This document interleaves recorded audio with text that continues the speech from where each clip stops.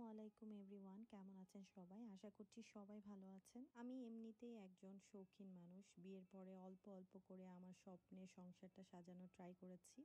আমার মনে আছে আমাদের বিয়ের পর যখন আমরা আমাদের প্রথম বাসা খুঁজি তখন বাজেটের সাথে ম্যাচ করে বাসা খুঁজতে হয়েছিল। আমার বরাবরই খোলামেলা আলো বাতাস আসে এমন বাসাই পছন্দ, কিন্তু ঢাকা শহরে তো আসলে আলো বাতাসেরও টাকা লাগে। আমি প্রান্তিককে বলেছিলাম আর কিছু লাগবে না, আলো বাতাসওয়ালা একটা বাসা হলেই চলবে। আমার মনে আছে প্রান্তিক একদিন বলল, আজকে একটা বাসা দেখেছি, খুব পছন্দ হয়েছে, 3 রুমের, তবে 6 তলা, আর লিফট নাই কিন্তু। আর রাতে দেখেছি তো, আলো বাতাস আছে কিনা সেটাও জানি না, তবে বাসাটা আমার খুবই ভালো লেগেছে। বললো তবে কালকে তুমি এসো একবার দেখো, তোমার ভালো লাগলে নেওয়া যায়। ঠিক দিনের বেলায় গেলাম দেখতে, দেখে আমার খুব ভালো লাগলো। ওই বাসাটা দেখার পর আর কোনো বাসা দেখি নাই আমি। আমার প্রথম দেখা বাসায় সাজালাম আমার স্বপ্নের সংসার। অল্প অল্প করে জিনিস কিনে বাসাটা টিপটপ করে গুছিয়ে রাখতাম। তারপর আমার ছেলে আসলো। টিপটপ বাসাটা আস্তে আস্তে অগোছালো হতে লাগলো। যতই গোছানো ট্রাই করি না কেন, সব সময় পেরে উঠি না আসলে।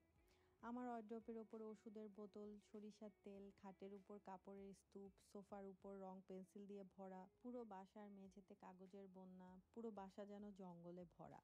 আমারও ইচ্ছে করে ফেসবুক রিলসের মতো পরিপাটি ঝকঝকে একটা বাসা। আমার বাসার পর্দা হবে ফুল হোয়াইট কালার, তার সাথে ম্যাচিং করে হালকা রঙের চাদর। আমার ড্রয়িং রুমে থাকবে সিরামিকের সুন্দর সুন্দর ফ্লাওয়ার ভাস, সোফার সাথে ম্যাচিং করে সুন্দর একটা কার্পেট, পুরো বাসায় হোয়াইট কালারের ফার্নিচার দিয়ে ভরা। আমি জানি এই সব কিছুই একদিন হবে ইনশাল্লাহ, তবে আমার বাচ্চা শৈশবকাল কিন্তু আর আসবে না। কেভান যখন ওর দাদু বাসায় যায় তখন ও সারা দিন বালিতে মাটিতে খেলাধুলা করে। গ্রামের সব বাচ্চারা আসে এবং সবাই একসাথে এভাবেই খেলে। আর ভাবেন তো, আমরা যারা শহরে থাকি আমাদের বাচ্চাদের খেলার সাথী কই? ওরা সারাদিন কি করবে? ওরা হরেক রকমের রং পেন্সিল ব্যবহার করবে, ছবি আঁকবে, কাগজ কাটবে, বিভিন্ন খেলনা নিয়ে খেলবে, এটাই তো স্বাভাবিক।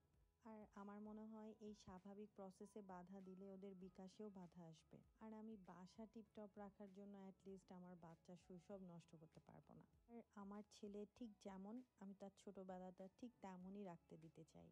অবশেষে আমার এই অগোছালো সংসারটাকে আমি ভালোবাসি। আমার ছেলের পুরো বাসার আনাচে কানাচেতে যত সব স্মৃতিকে আমি ভালোবাসি।